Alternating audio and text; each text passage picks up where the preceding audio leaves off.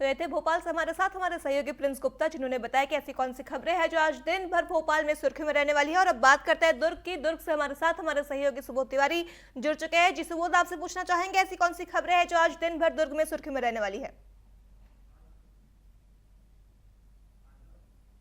तीज पर्व है और आज के दिन महिलाएं, खासकर सुहागिनें जो होती हैं, वह अपने पति और अपने संतानों के लिए व्रत रखती हैं। पूरे 24 घंटे का निर्जला व्रत होता है। सुबह 6 बजे से लेकर रात के 12 बजे तक न कुछ तो खाती हैं, न ही कुछ पीती हैं।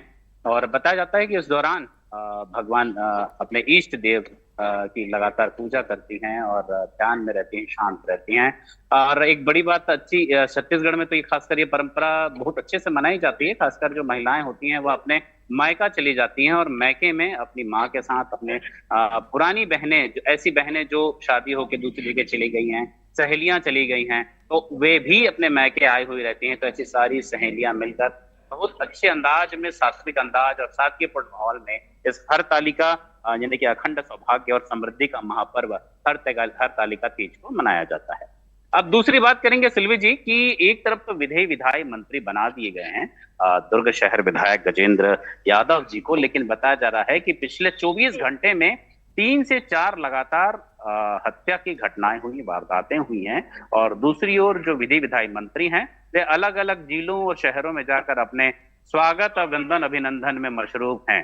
होना यह चाहिए कि जहां पर वो स्वागत अभिनंदन करवा रहे हैं वहां के पुलिसिंग पर भी जरा ध्यान दे देते, वहां के कानून कायदों पर भी जरा ध्यान दे देते। क्योंकि मंत्री पद है, वैधानिक पद है, संवैधानिक पद है, तो ऐसे में वहां पर शासकीय प्रशासकीय अधिकारियों के साथ बैठक लेकर वहां की कानून व्यवस्था, शांति व्यवस्था और तमाम जो प्रशासनिक योजनाओं की व्यवस्थाएं हैं उसका भी जांच पड़ताल कर लिए होते तो शायद इस तरह की स्थिति नहीं देखने को मिलती। फिलहाल दुर्ग में बताया जा रहा है कि एक 24 घंटे के अंदर 3 ऐसे मर्डर केस हुए हैं जिसमें कुछ आरोपी पकड़े भी गए हैं और कुछ हिरासत में है। पूछताछ जारी है, कार्रवाई चल रही है, पुलिस अपनी गति से काम कर रही है। बताया जा रहा है दुर्ग जिले में 500 से भी ज्यादा जवानों की कमी है और 10 से भी ज्यादा एएसआई की कमी है। अगर थानों में इस तरह की भर्तियां, इस तरह के जवानों को तैनात कर दिया जाए तो हो सकता है अपराध पर नियंत्रण लग जाए।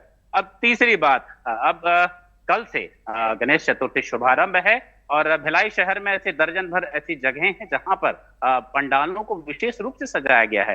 कहीं पर प्राकृतिक नजारे देखने को मिल रहे हैं, 4 धामों में से किसी एक धाम को सजाया गया है, तो कहीं पर बताया जा रहा है कि डायनासोर और उस जैसे जो जंतु उस दौरान प्रागैतिहासिक प्राचीन काल में दिखाई देते थे तो उसे दर्शाने की कोशिश की जा रही है। और मैं जहां खड़ा हूं सेक्टर 2 का वह गणेश पंडाल है जहां पर तमाम तरह के पाषाण युग, यानी कि पाषाण युग इन्हें समझा जा सकता है कि जो युग जहां पर जंगली सभ्यता ज्यादा थी और लोग उसी जंगली स्थिति में यानी कि गुफाओं में रहा करते थे, विचरण किया करते थे, शिकार पर ज्यादा निर्भर रहा करते थे। और साथ ही अगर बात करेंगे खेती किसानी की तो उस समय तो खेती किसानी होती ही नहीं थी। और ठीक मेरे पीछे देख रहे हैं पाषाण का एक बहुत अच्छा रूप, एक पाषाण पुरुष की एक बड़ी सी काया आपको जरूर दिखाई दे रही होगी, हमारे दर्शकों को दिखाई दे रही होगी। तो इस तरीके से इस दृश्य को चित्रित करने का प्रयास किया जा रहा है।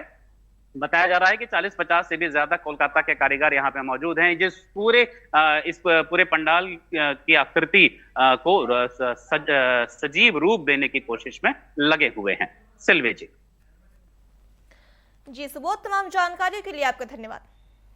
तो ये थे दुर्ग से हमारे साथ हमारे सहयोगी सुबोध तिवारी, जिन्होंने बताया कि ऐसी कौन सी खबरें हैं जो आज दिन भर दुर्ग में सुर्खियों में रहने वाली है। खबरों की बात करते हैं। खबर में भोपाल से कुछ ऐसी खबर सामने आ रही है जहां नाबालिग छात्रा का अपहरण और गैंगरेप का मामला जो है सामने आया है। नाबालिग को पार्टी के नाम पर फ्लैट बुलाया गया और उसके साथ जो है दरिंदगी की गई है। पुलिस ने 4 आरोपियों को गिरफ्तार किया है और इसमें देखने वाली बात है कि चारों में एक लड़की भी शामिल है जिन्हें पुलिस ने गिरफ्तार कर लिया है।